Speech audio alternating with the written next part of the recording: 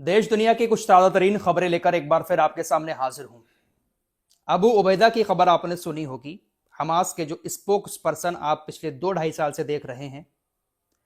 अबू उबैदा की मौत की खबर आई है। हालांकि इससे पहले भी मौत की खबर कई बार आ चुकी है, लेकिन इस बार मौत की खबर जो आई है वो कन्फर्म है और हमास की तरफ से खुद कन्फर्म किया गया है। दरअसल अबू उबैदा को लेकर 2-3 महीने पहले भी ऐसी खबर आई थी कि इजराइल ने अबू उबैदा को मार दिया, लेकिन अबू उबैदा जिंदा थे। कल खबर आई है कि अभी 2 दिन पहले इजराइल ने एक हमले में अबू उबैदा को मार दिया। अबू उबैदा की मौत के बाद हमास ने कंफर्म कर दिया है, हाँ उनकी मौत हुई है। साथ ही साथ अबू उबैदा का फेस रिवील भी कर दिया है। आपने हमेशा अबू उबैदा को नकाब में देखा होगा। पिछले 2-2.5 साल से हम जो रिपोर्टिंग कर रहे हैं, मिडिल ईस्ट की खबरें आपको बता रहे हैं, अबू उबैदा को जब भी दिखाया गया मुंह ढका हुआ था, लेकिन अब पहली बार खुद हमास की तरफ से अबू उबैदा का फेस रिवील किया गया है। यह है अबू उबैदा जो बिना नकाब के ऐसे दिखाई देते हैं। एक ये फोटो उनका सोशल मीडिया पर वायरल हुआ और इसको लेकर कहा गया कि ये हमास ने खुद शेयर किया है। और एक ये फोटो, ये दोनों फोटो अबू उबैदा के अब सामने आए हैं जो असली फोटो हैं। फिलहाल मौत की खबर कंफर्म कर दी गई है हमास की तरफ से। अबू उबैदा हमास के सबसे पॉपुलर नेता रहे हैं। जो भी बयान देना होता था यही सामने आकर बयान देते थे और इनके बयान को फिर टीवी पर दिखाया जाता था, मस्जिदों में लाउड स्पीकर में गाजा के अंदर सुनाया जाता था और भी कुछ देशों में लाउड स्पीकर पर इनके बयान सुनाए जाते थे। फिलहाल इनकी मौत की खबर अब कंफर्म कर दी है हमास ने। आगे बढ़ते हैं दोस्तों, ईरान की बात कर लेते हैं। ईरान एक बहुत बड़े संकट से गुजर रहा है। ईरान की करेंसी तो बहुत ज्यादा डाउन पहले से ही है डॉलर के मुकाबले, क्योंकि प्रतिबंध इतने लगा रखे हैं अमेरिका ने कि ईरान की करेंसी ऊपर उठ ही नहीं पाती है। अब ईरान के अंदर एक और बवाल हो गया है। महंगाई दर 42% से ऊपर चली गई है। ईरानी रियाल की कीमत अमेरिकी डॉलर के मुकाबले रिकॉर्ड निचले स्तर पर पहुंच गई है, जिसकी वजह से 42.2% की महंगाई दर बढ़ गई है। महंगाई दर बढ़ने की वजह से जो खाने पीने की चीजें हैं ईरान के अंदर वो तकरीबन 72% महंगी हो चुकी हैं। ईरान का जो रियाल है वो पिछले 3 साल से लुढ़क रहा है और महंगाई दर पिछले 3 साल से बढ़ रही है। और पिछले 3 सालों से ही ईरान के अंदर हल्का फुल्का प्रोटेस्ट भी होता है, लेकिन इस बार जो प्रोटेस्ट हो रहा है ईरान की सरकार के खिलाफ वो बहुत बड़े पैमाने पर है। ईरान की राजधानी तेहरान के ग्रैंड बाजार से शुरू हुआ सरकार विरोधी प्रदर्शन अब मशहद, इस्फहान, शिराज, हमदान, ये बड़े बड़े ईरान के शहर हैं, इन शहरों समेत कई शहरों में फैल चुका है। लोग उतरकर सड़कों पर महंगाई के खिलाफ प्रदर्शन कर रहे हैं। हालांकि ऐसा नहीं है कि सरकार के खिलाफ प्रदर्शन हो रहे हैं, सरकार गलत है, लेकिन जो महंगाई बढ़ी है उसके खिलाफ बहुत बड़े पैमाने पर प्रदर्शन ईरान के अंदर हो रहे हैं। ईरानी रियाल का हाल कैसा हो चुका है, कितना सस्ता हो चुका है ईरानी रियाल, इसका अंदाजा आप इसी से लगा सकते हैं कि भारत का 1 रुपया और ईरान के 468 रुपए। अब डॉलर के मुकाबले बात करें तो $1 की कीमत ईरान के अंदर ईरानी रियाल में 42,120 रुपए होती है। जी हां, एक अमेरिकी डॉलर की कीमत ईरान के अंदर 42,120 रियाल होती है, जिसकी वजह से महंगाई बहुत ज्यादा बढ़ चुकी है।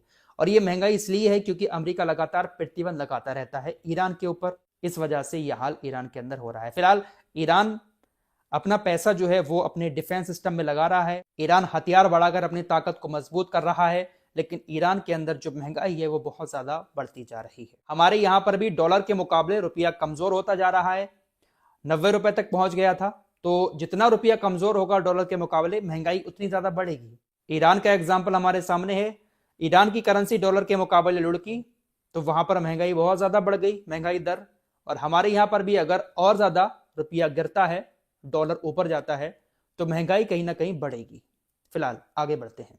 उधर डोनाल्ड ट्रंप ने ईरान को एक बार फिर से धमकी दे दी है। दरअसल मिडिल ईस्ट के अंदर अमेरिका के जो ठिकाने हैं उन ठिकानों पर कई सारे संगठनों के हमले हो रहे हैं। सीरिया के अंदर भी हमला हुआ था, कुछ लोग मारे भी गए थे। अमेरिकी ठिकानों को मिडिल ईस्ट में कुछ संगठन निशाना बना रहे हैं और अमेरिका ये कह रहा है कि ये जो संगठन हमारे ऊपर हमला कर रहे हैं ये ईरान से जुड़े संगठन हैं। लिहाजा डोनाल्ड ट्रंप ने ईरान को चेतावनी दे दी है कि अगर हमारे ऊपर हमले बंद नहीं होते हैं मिडिल ईस्ट के अंदर, तो फिर हम आपके ऊपर जवाबी कार्रवाई करेंगे। आप हमसे कहते हैं कि ये जो संगठन अमेरिका के ऊपर हमले कर रहे हैं ये हमारे संगठन नहीं है, अगर हमारे ऊपर हमले होते रहे तो जवाबी हमला हम आपके ऊपर करेंगे। इस तरह की बात जब कही तो पुतिन बीच में आ गए और पुतिन ने फिर संयम बरतने की बात कही है। पुतिन ने कहा कि भैया संयम बरतो, क्योंकि पुतिन की सेना भी है मिडिल ईस्ट के अंदर। फिलहाल पुतिन के घर पर ही हमला हो गया रूस के अंदर, यूक्रेन ने हमला किया और पुतिन के घर पर हमला हुआ। पुतिन का जो घर है उसके करीब तकरीबन 91 ड्रोन से हमला किया गया था, लेकिन डिफेंस सिस्टम बहुत तगड़ा है भाई व्लादिमीर पुतिन का, सबको उड़ा दिया गया। लेकिन हमला हुआ था रूस के राष्ट्रपति व्लादिमीर पुतिन के घर के आसपास, पुतिन के घर को टारगेट किया गया था, जिसके बाद दुनिया भर में हलचल मच गई।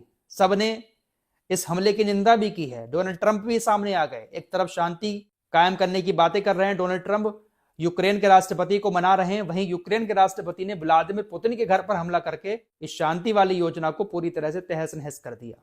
ट्रंप ने हमास को भी धमकी दी है कि आप हथियार रख दो, हथियार डालकर यहां से निकल जाओ, वरना हम आपको तबाह कर देंगे। साथ ही साथ ईरान को एक ये भी धमकी दी है ट्रंप ने कि आप अपने परमाणु प्रोग्राम को बंद कर दो, वरना हम आपको बहुत बुरा इसका अंजाम देंगे। दोस्तों, मिडिल ईस्ट में तो इन लोगों ने एक अलग ही तरह का मामला बना रखा है। अमेरिका, इजराइल और रूस जैसे देश मिडिल ईस्ट में आकर मिडिल ईस्ट के देशों को आपस में ही लड़ा रहे हैं। अब खबर आ रही है कि सऊदी अरब और यूएई आपस में लड़ गए हैं। दरअसल यूएई के कुछ जहाजों पर, 2 जहाजों पर यमन के अंदर सऊदी अरब ने हमला कर दिया। सऊदी अरब के विदेश मंत्रालय की तरफ से कहा गया कि हमने जिन जहाजों पर हमला किया है वो जहाज यूएई से हथियार भर के यमन के बंदरगाहों पर पहुंचे थे और वहां पर हथियार उतारे गए थे। 2 जहाज यमन की मुकल्ला बंदरगाह पर हथियार लेकर पहुंचे थे। हमने उन हथियारों को निशाना बनाकर हमला किया है। यूएई के 2 जहाजों पर हमला हुआ सऊदी अरब की तरफ से। अब सऊदी अरब ने यह हमला क्यों किया? आप अच्छे से जानते हैं कि सऊदी अरब और यमन के बीच कैसे रिश्ते हैं। 10-12 साल की लंबी जंग में है सऊदी अरब और यमन। फिलहाल सीज फायर है, लेकिन फिर भी हमले होते रहते हैं। तो इसीलिए हथियार जब पहुंचे तो यूएई के जहाजों पर हमला कर दिया। सऊदी अरब आरोप लगा रहा है कि यूएई जो है वो हथियारों से मदद कर रहा है यमन की। सऊदी अरब ने यूएई को कड़ी चेतावनी दे दी है कि अगर उसकी सुरक्षा को कोई भी खतरा हुआ तो वो इस तरह की कार्रवाई करने से फिर पीछे नहीं हटेगा। फिलहाल तनाव सऊदी अरब और यूएई के बीच बढ़ चुका है। यूएई दोस्तों कम नहीं है। सूडान के अंदर भी बहुत ज्यादा हथियार यूएई की तरफ से दिए गए हैं। जो सूडान के अंदर गृह युद्ध चल रहा है तो एक पार्टी को यूएई सपोर्ट करता है। फिलहाल यमन को हथियार भेजे हैं तो सऊदी अरब ने हमला कर दिया। तो ये जो मिडिल ईस्ट के बादशाह है ना, बड़े बड़े देशों के, ये कठपुतली बने हुए हैं और नाच रहे हैं अमेरिका और इजराइल जैसे देशों के इशारे पर, और आपस में ही लड़े जा रहे हैं। तनाव कौन पैदा कर रहा है मिडिल ईस्ट के अंदर, आज पूरी दुनिया देख रही है। फिलहाल इन सारी चीजों को लेकर आप लोगों का क्या कहना है कमेंट बॉक्स में जरूर बताएं। कुछ और खबरों के साथ फिर हाजिर होऊंगा। अपना ख्याल रखिएगा। अल्लाह हाफिज।